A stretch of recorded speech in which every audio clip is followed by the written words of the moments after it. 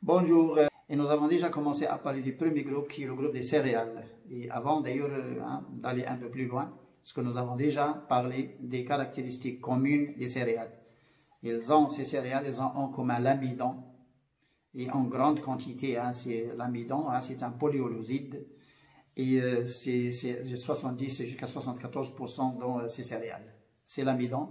Et puis ils ont une teneur en protéines un peu de 10 à 12%. Il y a des céréales qui vont jusqu'à 17%. Et puis, ils ont en commun donc, le sang, c'est-à-dire les fibres. Donc, c'est des fibres qui sont riches en phytoestrogènes.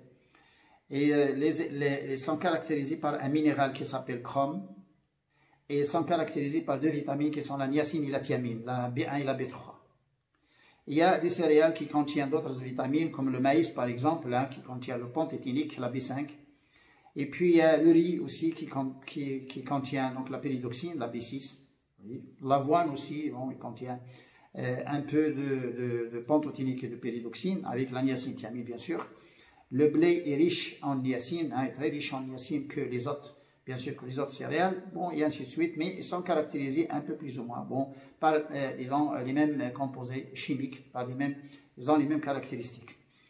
Et puis, donc, les 4 groupes de protéines dans ces céréales, on a 4 groupes de protéines, c'est pas 4 protéines, 4 groupes de protéines. On a les albumines, on a les prolamines, et on a les glutélines, et on a les globulines. On a 4 groupes de protéines. Donc, bon, c'est les 4 groupes qui sont un peu plus ou moins, le maïs, c'est pas le groupe du blé, et le groupe des protéines du blé, c'est pas le groupe des protéines du riz, de l'avoine, du millet, tout ça.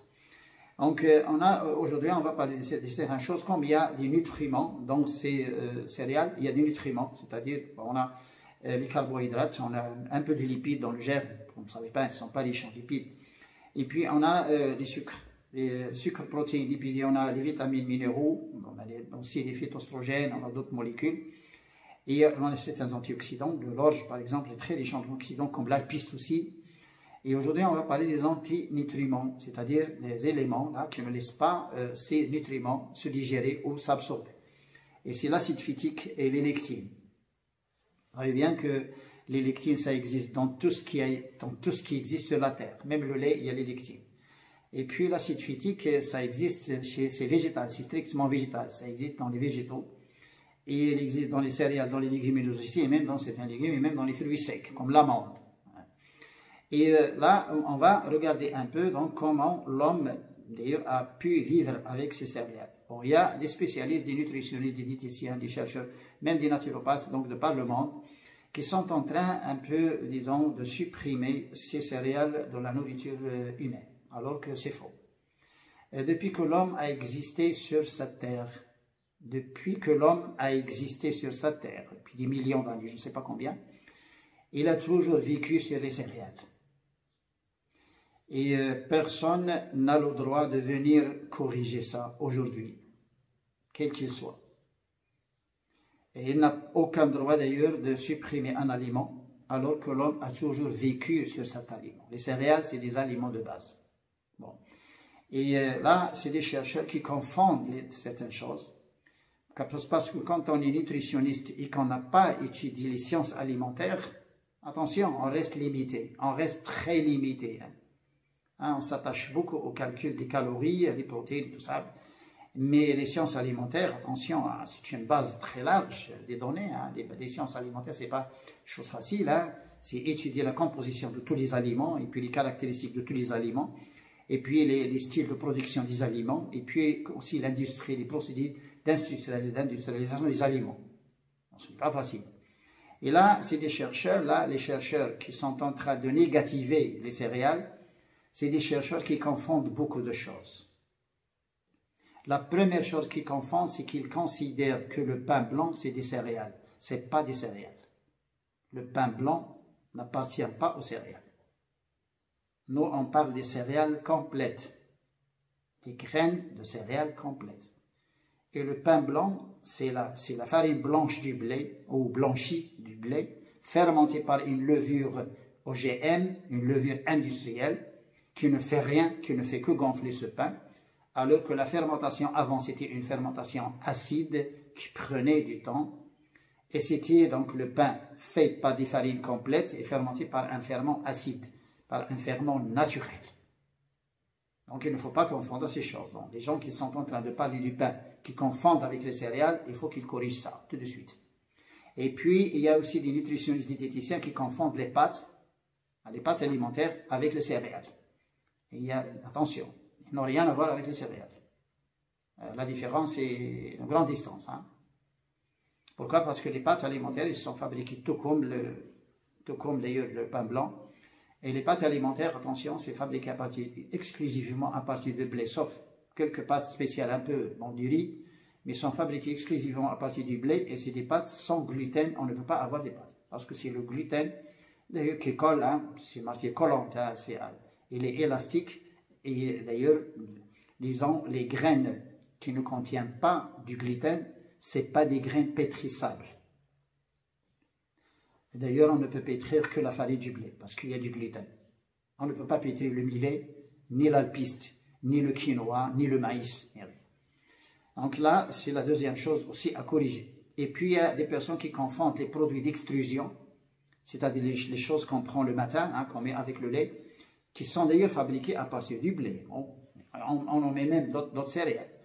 Et puis qui disent que voilà, j'ai pris mon petit déjeuner, j'ai pris des céréales. D'ailleurs, en anglais, les Américains les appellent cereals.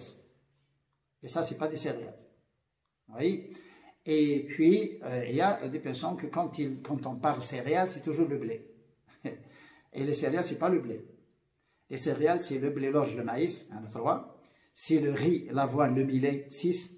Et c'est aussi, attention, l'alpiste, le quinoa, 8.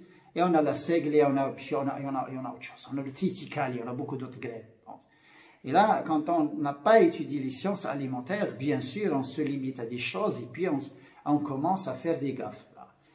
Aujourd'hui, on va parler de ces antinutriments.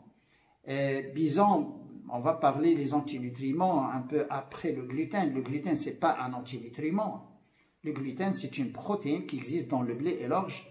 Et c'est une protéine, ce n'est pas un antinutriment.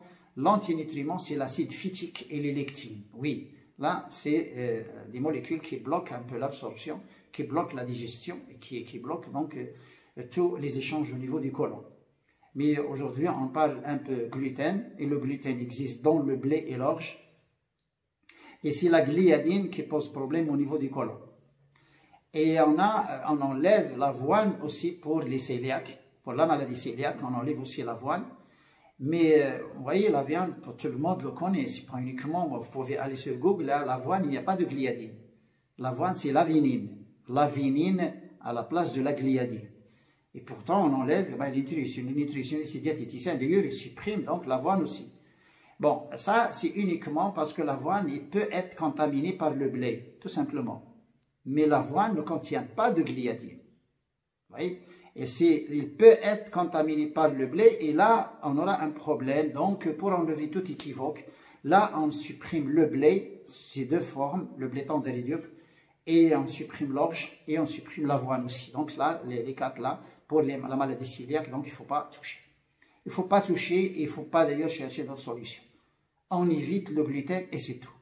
Mais on n'évite pas uniquement le gluten. Pourquoi? Parce que les villosités intestinales, donc des personnes qui ont la maladie cœliaque, là, ces villosités sont rasées. Et quand les villosités sont rasées, vous n'avez pas une surface d'échange dans votre gros intestin ou dans votre intestin grêle. Vous n'avez pas une surface d'échange. Ça veut dire que vous n'avez pas une bonne absorption. Parce que les villosités dans l'intestin, vous voyez, hein, c'est une augmentation de la surface de contact avec les aliments pour que vous ayez une bonne absorption. Alors que ces villosités sont rasées, donc il faut faire attention. Et la maladie cœliaque, les personnes qui sont atteintes de cette maladie font attention uniquement au blé, l'orge et l'avoine, et puis ils mangent n'importe quoi, alors que c'est faux. Il faut aussi éviter les aliments difficiles à digérer, c'est-à-dire pas trop de viande ou pas de viande, c'est mieux. Et puis si pas de lait aussi, parce que le lait, la caséine, c'est une molécule difficile à digérer, et c'est une molécule qui donne des casomorphines au niveau de l'intestin, des opoïdes. Et ça gêne. Donc il faut enlever tous les produits industriels parce qu'il n'y a rien. Les produits stérilisés, conservés, il n'y a rien. Et il faut manger vital. Les cœliaques, la maladie de cœliaque, il faut que les personnes mangent vital. Ils vont manger le maïs, le riz, le millet, tout ça, donc à la place donc, du blé et de l'orge. Et ce n'est pas sorcier, donc c'est des personnes qui peuvent vivre en paix sans aucun problème. Sauf que c'est des personnes qui ne font pas attention aux autres aliments, là où il y a d'autres antinutriments, là où il n'y a pas d'absorption, notamment les produits industriels, et pas de friture donc pour les personnes qui ont la maladie cœliaque. Et il faut qu'ils mangent vital, comme je l'ai dit, il y a beaucoup de fruits et légumes, les fruits et les légumes, le poisson, l'huile d'olive, et puis même les fruits secs comme les dattes, les figues, tout ça. Et il y en a d'autres céréales qu'ils peuvent manger avec une cuillère. C'est le riz cuit à la vapeur, ou le riz sous forme de soupe, ou même le riz avec la sauce, tout ça. Ils peuvent manger le riz, le millet, l'avoine, l'alpiste, tout ça. L'avoine, elle est supprimée, je m'excuse, c'est le quinoa. L'avoine, à la place de l'avoine, c'est le quinoa. Ils peuvent manger du quinoa, le sarrasin, bon, il y a beaucoup de choses. Le seul problème que les personnes atteintes de maladie cœliaque, c'est qu'ils ne vont pas manger du pain, tout simplement. Et la seule céréale pétrissable, c'est le blé. Et là, ils vont trouver un petit problème parce qu'ils vont pas manger du pain dans leur vie. Sinon, ils peuvent vivre tout comme les autres personnes, en bonne santé, s'ils évitent au maximum les traces de gluten. Les traces de gluten, je dis bien. Et puis, tous les produits industriels. Et puis, la cuisson par friture. Il faut qu'ils évitent ces choses. C'est la consommation d'huile d'olive parce que ça donne de l'énergie. Et puis, c'est la consommation du poisson aussi. Ça donne, c'est des protéines absorbables et c'est une chair facile à digérer. Il n'y a pas de collagène. Et puis, il y a l'oméga 3, il y a la vitamine D, il y a beaucoup d'éléments, calcium, phosphore et tout ça. Alors que les cœliaques, normalement, c'est une absorption un peu à 60%, 70%. Ce n'est pas une absorption à 100%. Donc, il faut qu'ils aient des aliments forts, disons, pour compenser cette absorption un peu moindre comparée aux personnes saines. Donc, le poisson, l'huile d'olive, les fruits, les légumes, le riz, tout ça, donc ils peuvent tout manger. Même la viande, une fois par semaine ou des choses comme ça, ils peuvent manger un peu de viande, mais surtout pas de lait, les produits laitiers. Pourquoi? Parce que quand on a un problème avec le gluten, on a toujours un problème avec la caséine et avec le lactose. Donc, disons, ce gluten, donc les gens qui ont une maladie cœliaque, c'est l'orge, le blé et l'avoine, donc il ne faut pas qu'ils touchent. Et puis, on a les maladies auto-immunes aussi. Les maladies auto-immunes, pourquoi? Parce que le gluten, avec sa gliadine, et la gliadine, ça active la production d'anticorps. Vous savez bien que les maladies auto-immunes, c'est une production excessive d'anticorps dirigée vers un organe. Vous voyez, il y a, comme la maladie cœliaque, c'est les anticorps dirigés vers l'intestin grêle. Et puis, donc, on a la maladie Hashimoto, donc, qui est dirigée vers la thyroïde. Et puis, donc, la psoriasis, c'est les maladies, vous savez bien, c'est des éruptions au niveau de la peau. Et puis, donc, là, la gliadine, vous savez bien, active la production d'anticorps. Donc, il vaut mieux, donc, éviter les personnes qui ont des maladies auto-immunes, il vaut mieux qu'ils évitent le gluten. C'est très important. Et puis, les personnes qui ont un problème au niveau du côlon, c'est la rectocolite, disons, hémorragique, c'est la maladie de Crohn, c'est qui ont des problèmes au niveau donc du gros intestin ou de l'intestin grêle, c'est des maladies donc du type digestif, il vaut mieux qu'ils évitent un peu le gluten. Pourquoi? Parce que ça les gêne. Et puis, il y a un groupe sanguin qui est trop gêné par le gluten, c'est le groupe sanguin O, un peu le groupe sanguin B aussi. Attention, le groupe sanguin B aussi est gêné par le gluten. Et le groupe sanguin O est trop gêné par le gluten. Il ne peut pas digérer le gluten. Bon, tout au moins, là, ce n'est pas général, ce n'est pas mathématique. Bon, au moins, la personne, il faut qu'il sache quels sont les aliments qui lui font un peu de problèmes, qui le gênent. C'est les personnes qui ont des maladies auto-immunes. Les personnes qui ont des maladies auto-immunes, donc, vaut mieux qu'ils ne touchent pas donc, au gluten. Mais les personnes qui ont un groupe sanguin O ou B, donc ils arrêtent un peu le gluten et qu'ils voient. S'ils n'ont pas de problème, ça veut dire qu'ils ont quand même une allergie interne donc, à ce gluten. S'ils se sentent bien, ben, ils peuvent continuer à manger donc, le gluten, n'ont pas de problème, tout simplement. Donc il faut prendre les choses comme ça. Mais ce qui est connu, c'est que le groupe sanguin O, parce que normalement, enfin, pas uniquement le gluten et les lectines, parce que le blé, normalement, pour le O, il ne supporte pas le blé pour deux raisons, pour les lectines et aussi pour le gluten. Voilà. Donc, les groupes sanguins O et B, qu'ils voient, qu'ils regardent, qu'ils arrêtent d'abord ces céréales, c'est-à-dire le blé et l'orge, et qu'ils voient s'ils n'ont pas de problème, ça veut dire qu'ils n'ont pas d'allergie interne, donc pas d'intolérance donc pour ce gluten. Il n'y a aucun problème. Donc on a ce gluten-là, cette molécule-là qui est très difficile à digérer. Il n'y a pas de solution. C'est que les personnes qui ont des problèmes avec le gluten, il faut qu'ils l'évitent, tout simplement. Il y a d'autres molécules, nous allons en parler donc dans l'épisode suivant. On va parler de l'acide phytique et des lectines. Les lectines aussi, ça pose un problème, donc, pas uniquement dans les céréales. Les lectines, c'est dans tous les végétaux. Même le lait, il y a des lectines. Et surtout, donc, les premiers en lectines, c'est les haricots. Hein. C'est les haricots, il y a un peu la tomate, la pomme de terre.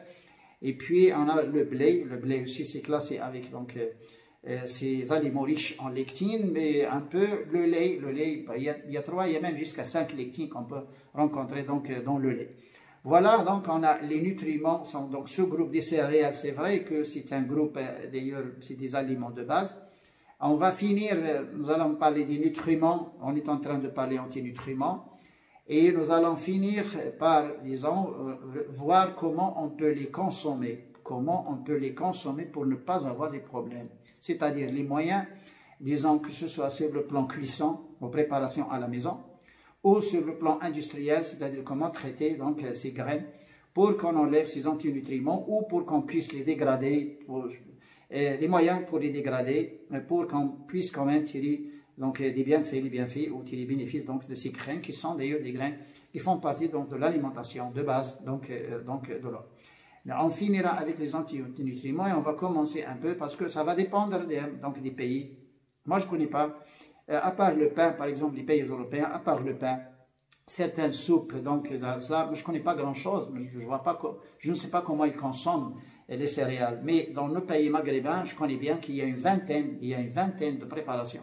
À partir des céréales, là, il y a des préparations, là, on ne trouve ni lectine, ni acide phytique, dans ces plats, et puis même le gluten, il est un peu, disons, hydrolysé, mais ça dépend des pays. Moi, je ne connais pas les plats en Argentine, comment on consomme des céréales en Argentine, et je ne connais pas comment en Grande-Bretagne on consomme des céréales. Là, je ne peux pas mentir. Et c'est pourquoi ces sciences alimentaires et nutrition, hein, elles font partie de la sociologie du pays.